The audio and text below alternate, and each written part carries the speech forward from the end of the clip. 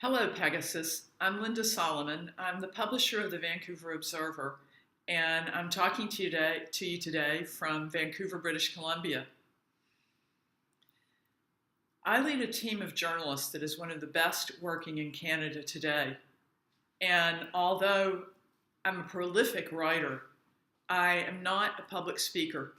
And I also find it is really difficult addressing you by looking into my own computer instead of looking into your faces. So I hope you'll forgive me for any awkwardness in this video.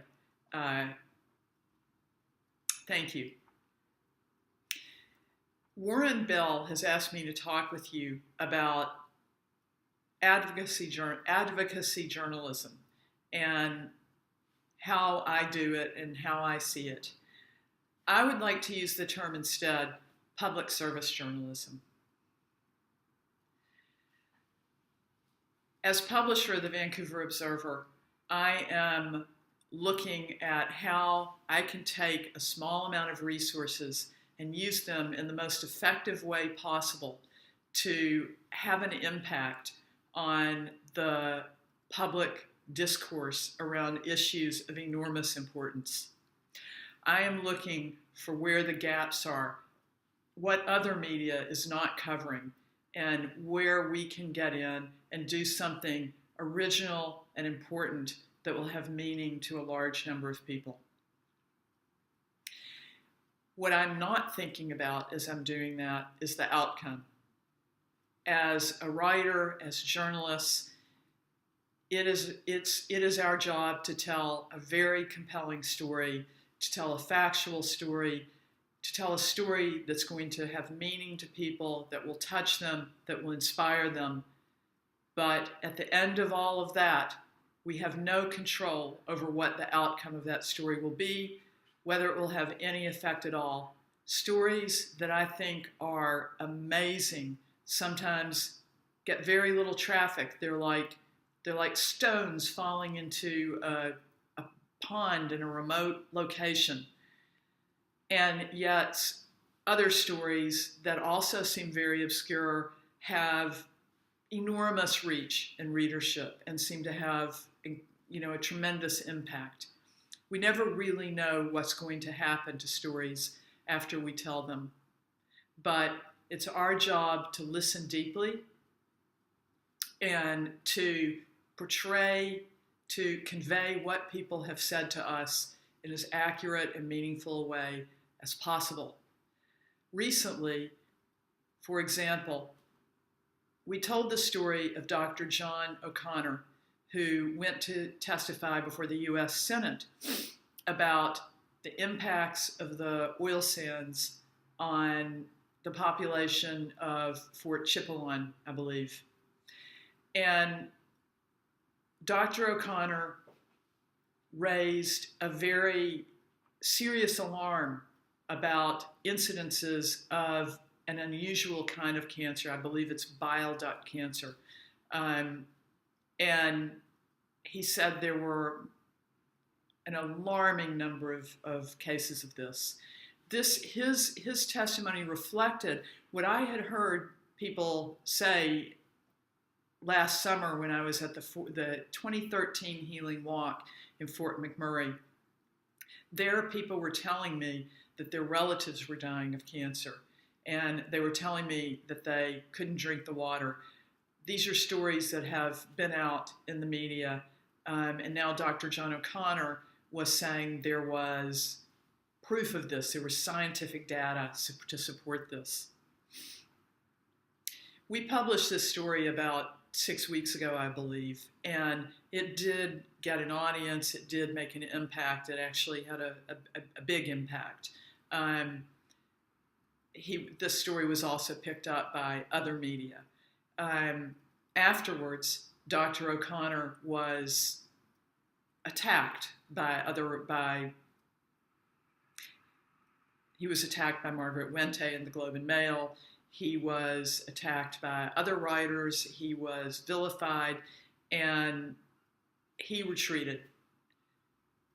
He went silent for some days. We continued to try to get in touch with him, to follow up with him, because very shortly after that, the government of Alberta came out saying they had done studies and there was actually no evidence at all that there were extra incidences of cancer, that it was too hard to differentiate whether the cancer was happening because of the oil sands or because of people smoke more. There were many different reasons, and the government of Alberta made statements that threw Dr. O'Connor's statements into question further.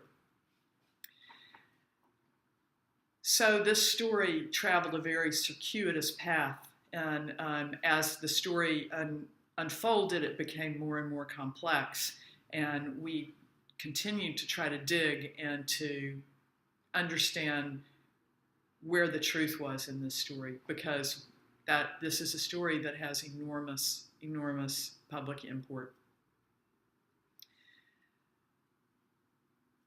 Finally, Dr. O'Connor did respond, and he indicated to us that there will be more information coming out soon, more studies that will contradict what the Alberta government says.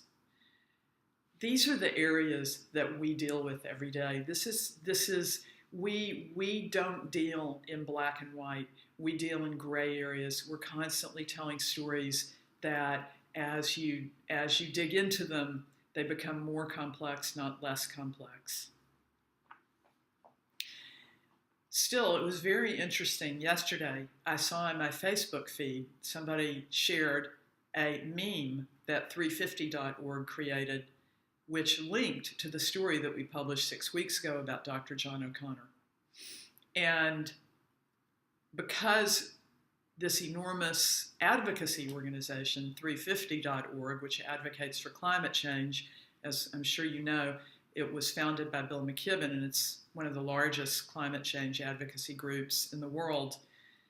Because they linked to it, suddenly the story emerged again and began to have the numbers started to grow on it. More and more people started to read it.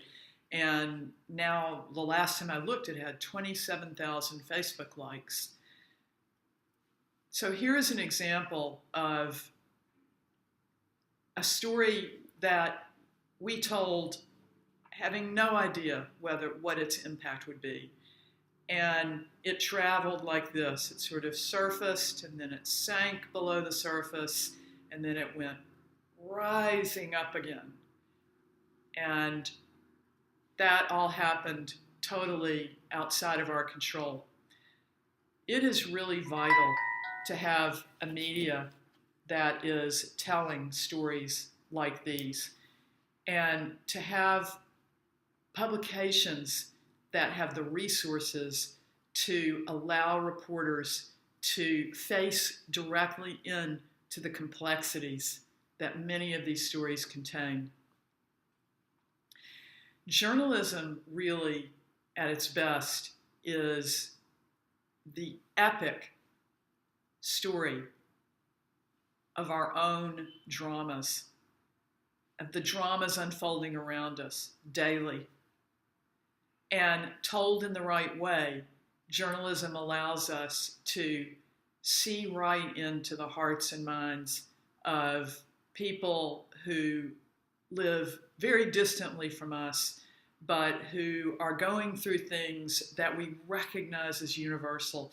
We recognize in someone else's tragedy, our own tragedies, and in someone else's inspiration, our own inspiration, and in someone else's hope, our own hope.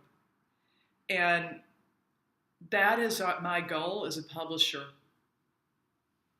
as a former journalist whose career has centered around public service journalism. It is my goal that our stories are powerful enough to touch people so deeply that they are moved, and whether they are moved to think. In closing, I'd like to say that I learned long ago that in order to stay in my profession as a journalist, I had to learn to not become emotionally involved in outcomes. That is because when facing into enormous issues like climate change, like injustice, like poverty, and like a truly violent level of greed, it's important not to be emotionally involved. If I'm emotionally involved, I'll get burned out so quickly. And it's very important to me to remain doing the work because this is the work that I love. This work is never easy, and yet it is always satisfying. Thank you so much for your attention, and I look forward to your questions.